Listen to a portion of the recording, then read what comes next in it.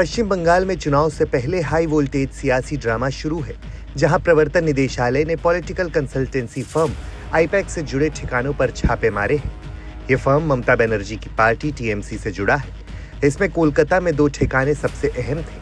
वित्तीय अनियमितताओं के आरोपों में ईडी ने फर्म के प्रमुख प्रतीक जैन के घर और दफ्तर पर छापेमारी की। छापेमारी के दौरान मुख्यमंत्री ममता बनर्जी अचानक प्रतीक जैन के घर पहुंच गई। ईडी के अफसर मौके से क्या सबूत इकट्ठा कर पाए ये तो पता नहीं चला, लेकिन आईपैक के दफ्तर से ममता बनर्जी ने अपनी पार्टी और सरकार से जुड़ी फाइलों का पूरा जखीरा अपनी कार में रखवा लिया।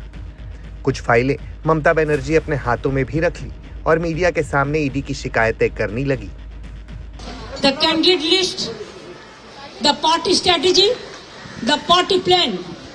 Is it the duty of the ED and Amit Shah? And he's taking away all my party documents.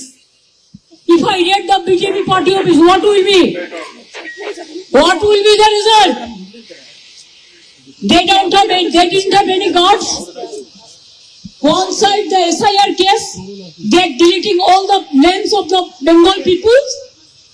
More than 2 crore people, 1.5 crore people are being called, 54 lakhs are being deleted without any asking their details. They are using WhatsApp only, and because of election they are collecting all my information of my party. देखो मैंने सब लेके आया।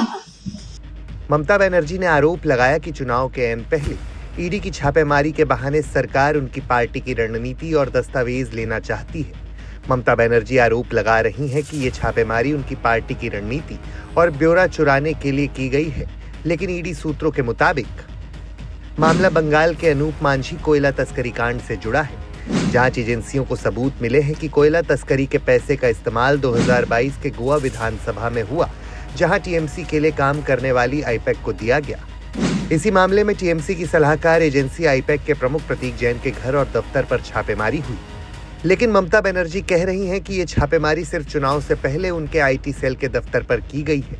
पश्चिम बंगाल में ममता बनर्जी यूं भी केंद्रीय एजेंसियों के खिलाफ मोर्चा खोले रहती है, और ऐसे में जब चुनाव के सीजन में ईडी की कार्रवाई हुई तो वही सियासत फिर दिखी, क्योंकि इससे पहले 2019 में ममता बनर्जी ने पोंजी स्कीम घोटाले में सीबीआई जांच के लिए बुलाए जाने पर अपने पुलिस कमिश्नर राजीव कुमार को बचाने के लिए धरना दे दिया था। 2021 में ममता बनर्जी ने अपने मंत्रियों और नेताओं की गिरफ्तारी के खिलाफ सीबीआई ऑफिस पर धरना दे दिया था, और अब 2026 में ऐन चुनाव से पहले फिर ममता बनर्जी केंद्रीय एजेंसियों के खिलाफ मोर्चा खोल बैठी हैं। जबकि जांच एजेंसियों का कहना है कि कोयला घोटाले में कमाए गए अवैध पैसे के तार टीएमसी तक पहुंच रहे हैं, और इसी सिलसिले में बंगाल में 6 जगहों पर और दिल्ली में 4 ठिकानों पर छापेमारी हुई है।